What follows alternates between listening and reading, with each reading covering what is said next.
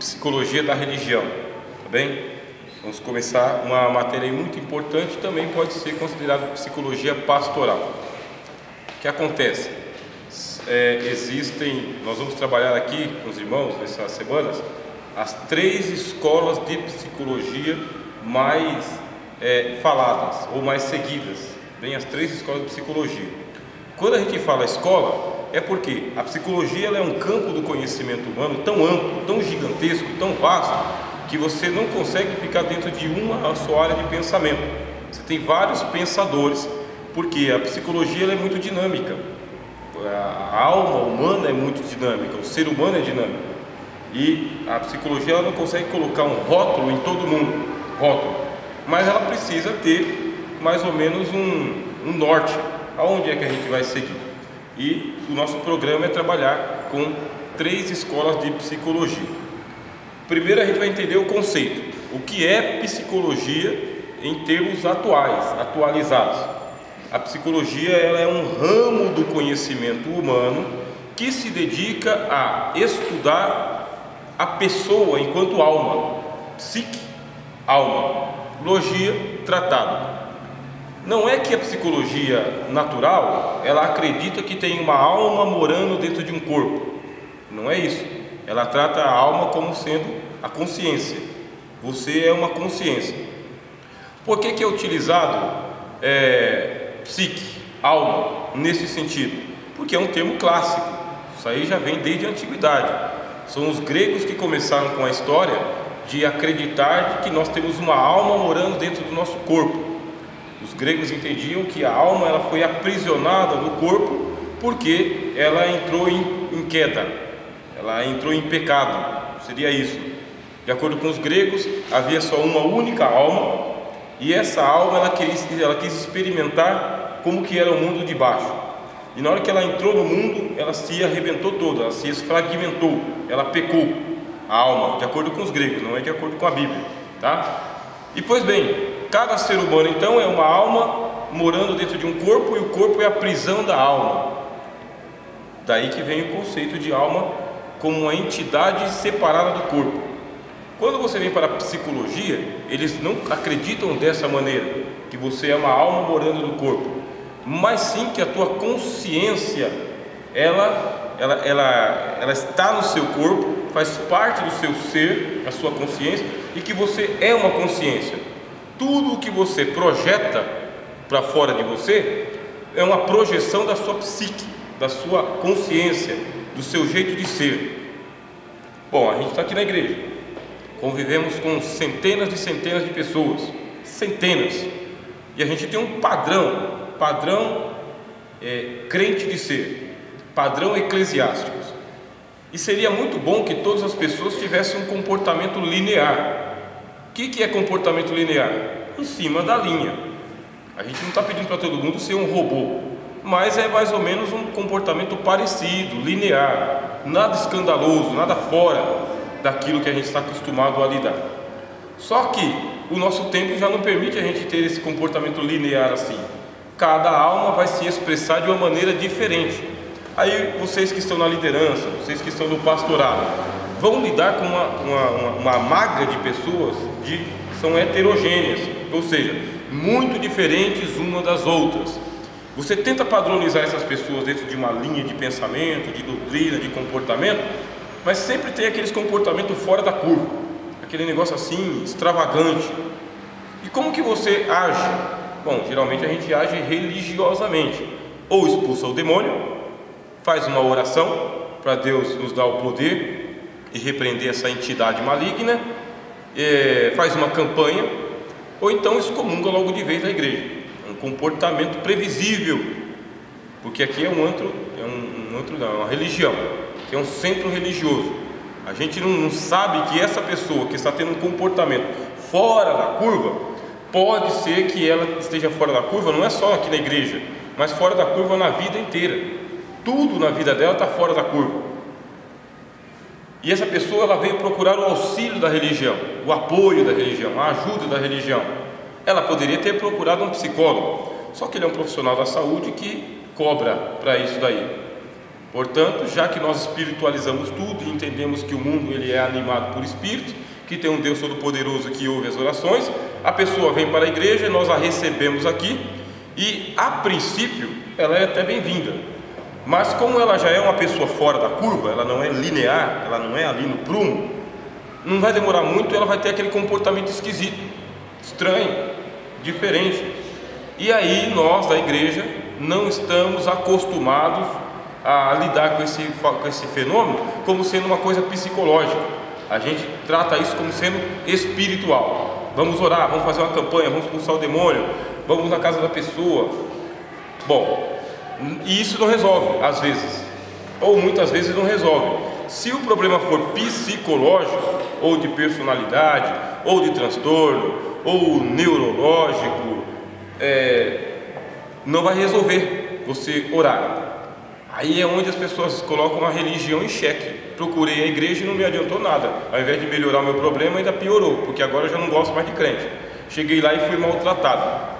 Para que a gente estuda então a psicologia da religião ou psicologia pastoral?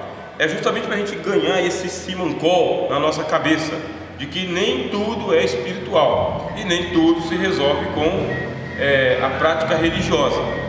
A gente sabe que a oração ela é eficaz em tudo, em tudo. Nós do cristianismo, a gente não faz psicologia pastoral sem oração. A gente fazemos com a oração, com a ajuda de Deus. Só que a gente ganha esse tino para dizer o seguinte: esse comportamento aqui, ele é reflexo de uma outra coisa. Eu tenho que mexer lá na raiz dessa coisa aqui, lá na raiz, porque a solução não está na pessoa, está no ambiente que ela vive. Por isso que se desenvolveu essa ideia da psicologia. Vamos tratar o assunto? Vamos, mas vamos tratar com um pouquinho mais de seriedade. Um pouquinho mais de seriedade quer dizer, vamos entender que o problema é mais grave do que aparenta. Muito mais grave do que aparenta. Se ele é mais grave, ele exige um cuidado mais meticuloso. Bom, quando a gente fala de psicologia, a gente fala de metodologia também. Então, o que é a metodologia? É o caminho pelo qual eu vou trilhar para poder chegar lá no destino. Eu estou falando que eu tenho que encontrar o problema, a raiz do problema. Mas por onde eu vou começar? Eu tenho que ter um método, uma metodologia. Por onde eu vou começar? Qual é a linguagem que eu vou utilizar? Que tipo de abordagem eu vou ter com essa pessoa? Porque eu estou falando aqui, vamos deixar assim em torno de 300 pessoas. Estou falando de 300 pessoas. É muito comum que no meio de 300 pessoas, pelo menos umas 50 me dê problemas. Pelo menos umas 50 vai dar problemas. A vida delas vai sair da curva. Algumas a vida sai da curva e ela sai da igreja. Outras não, a vida sai da curva e ela fica na igreja e ela quer que o problema dela na igreja seja solucionado. Mas eu não sei qual é o problema que a pessoa está passando. A gente viu quando a gente estava estudando aqui eclesiologia, que o pastor tem uma vida particular, uma vida própria, tem que cuidar da sua família também. Mas eu tenho o testemunho de um pastor que um dia ele chegou em casa e a esposa estava com uma arma na mão para dar um tiro na cabeça. Possessão demoníaca, início de depressão. O que foi que causou isso? E ele, policial.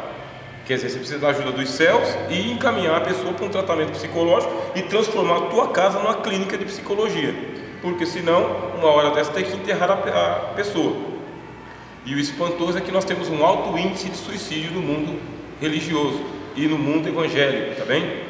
Suicídio, a questão de 2 anos atrás saiu aí na mídia um diácono da igreja presbiteriana que tirou a própria vida.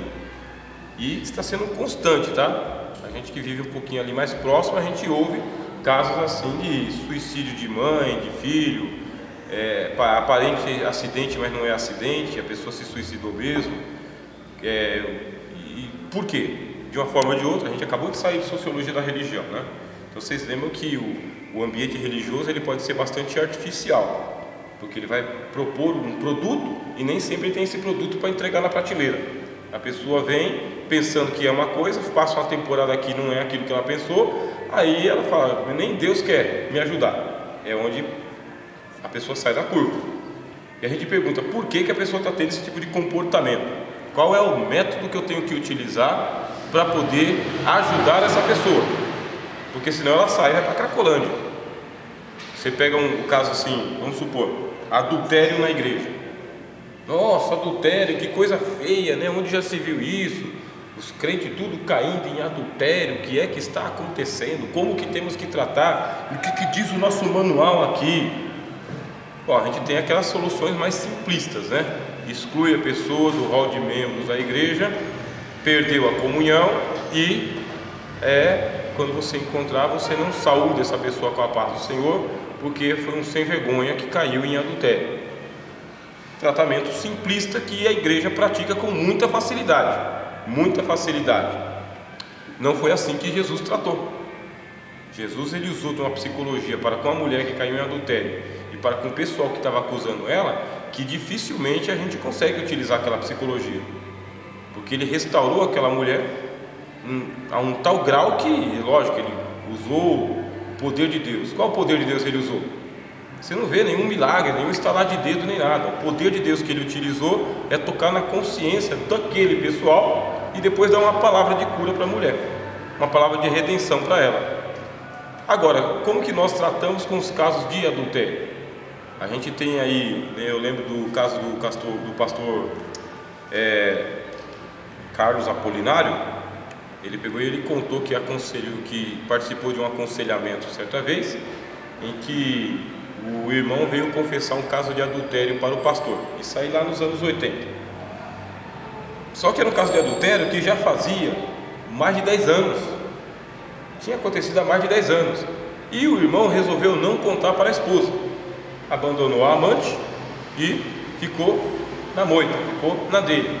Criou os filhos, estava tudo, tá? Foi progredindo, até que chegou um pregador, e o pregador pegou e falou que Deus não tinha perdoado os pecados do passado, fez aquela pregação toda de mexer no passado da pessoa. Por isso que o púlpito ele é assim, sagrado. Ele é sagrado porque é da onde você solta a palavra de Deus, e se não for a palavra de Deus, você vai soltar uma palavra humana, e essa palavra humana pode arrebentar com alguém. Por isso que o púlpito essa é a sacralidade do púlpito. Você vai orientar umas pessoas e nesse caso aí você vai mexer num respiro. Você tem que confessar o pecado, porque enquanto você não confessar o pecado existe, aquele negócio todo. Trabalhou aí esse lado da psicologia, e o irmão foi procurar o pastor. Quando procurou o pastor, falou: ó, pastor, há 10 anos atrás, não sei o que, assim, papapá, abandonei, estou com a minha esposa e só estou conversando com o senhor porque, assim, para mim já estava tudo bem, mas aí veio esse pregador aí e de vez em quando esse assunto volta. Bom, o que fez o pastor? Excluiu o irmão, contou o caso para a esposa, acabou com a família, os filhos, o ministério, e esse irmão ele foi para o mundão, para a bebedeira. Acabou com tudo. Aí pronto, em nome da santidade da igreja. Não é um caso simples de você tratar, porque se a pessoa vem trazer um problema desse para o pastor, o pastor está se comprometendo com uma situação crítica, altamente crítica. E para lidar com uma situação dessa daí, seria melhor o pastor não ficar sabendo. Quer dizer, o pastor ele vai direcionar mais ou menos a vida da igreja doutrinariamente, para que a pessoa entenda que os pecados que ela cometeu, ela tem que tratar desse pecado com Cristo e com a consciência dela, porque quando ela começa a comprometer terceiros, o pastor tem que tomar uma postura. E dependendo da postura que o pastor toma, toda a igreja fica sabendo e tira o pastor da igreja também. Quer dizer, aquela corda bamba. O que eu vou fazer? Eu não posso culpar o pastor que disciplinou o irmão, só que ele não resolveu o problema, né? Mas também não posso isentar o pastor de responsabilidade, porque ele assumiu um posto que é delicadíssimo. E também tem pastor que ensina isso mesmo, tá? Não adianta você ficar aí e não confessar seu pecado. Vem a mim e confessa. Tem pastor que faz assim mesmo com a igreja, né? Bom, cada caso é um caso. Por isso que a gente está estudando psicologia. Eu tenho que ter uma metodologia para saber que eu vou entrar no problema das pessoas, as pessoas vão me trazer o problema, e que ao invés de eu agravar o problema, eu tenho que atenuar, tenho que amenizar. Se ele não desaparecer, pelo menos a pessoa vai conviver com ele de uma maneira menos traumática. E aí é fundamental que a liderança em si saiba tratar desses problemas de comportamento. Bom, vou falar aqui sobre o primeiro método, tá? Que é a introspecção ou observação interna. Introspecção. Chegou o caso de um aconselhamento. Primeiro, a pessoa tem que entrar para dentro de si mesmo. Tem que ser uma questão de consciência. Eu não posso chegar aqui e atacar a consciência do pastor William. Como que eu faço para atacar? Eu vou bombardear ela. Eu vou levantar alguns pontos de questionamento, deixar ele em dúvida. Dúvida da salvação, dúvida da santidade, dúvida da idoneidade, da moralidade dele. Eu vou atacar a consciência dele. Este não é o papel da liderança cristã, do pastorado e nem da psicologia cristã. É muito pelo contrário, não sou eu quem procuro o paciente. Quem procura é o paciente que procura. No caso aqui, o irmão ou a irmã que procura o aconselhamento. Se ele procurou o aconselhamento, deixa ele falar. Mas deixa ele falar à vontade. Só que ele não vai falar à vontade se você for o moralista ou o moralizador, aquele que já tem a sentença. Ele só vai falar se ele tiver aquela confiança de que não serei condenado. Porque tem algumas sujeiras que passam na vida humana que você tem que jogar no lixo mesmo e fazer de conta que não é lixo, que não existe. Só que tem pessoa que não convive tão bem. Eu estou falando das pessoas que saíram da curva, não conseguem conviver com isso.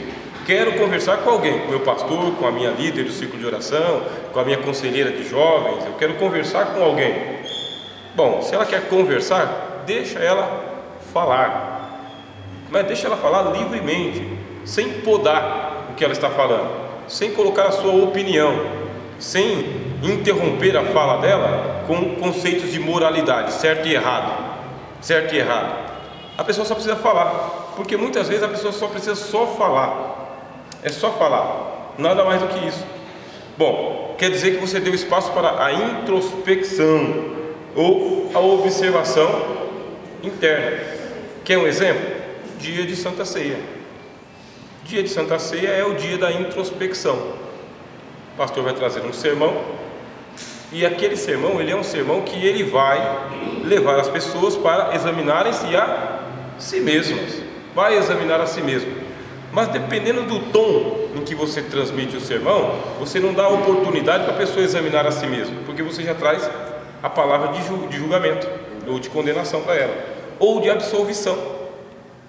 Não, a palavra tem que ser bem introspectiva mesmo, levar a pessoa para os seus valores, seus comportamentos, suas preferências, e deixar a pessoa nadar na consciência, nadar. Nesse ponto a gente tem que aprender a pregar num culto de Santa Ceia, diferente do que a gente faz em outros cultos. E não é que nos outros cultos a gente não vai trazer uma palavra introspectiva, mas principalmente nesse culto de ceia. É o dia, sabe, da primazia, do meu ponto de vista também, da primazia para a pregação.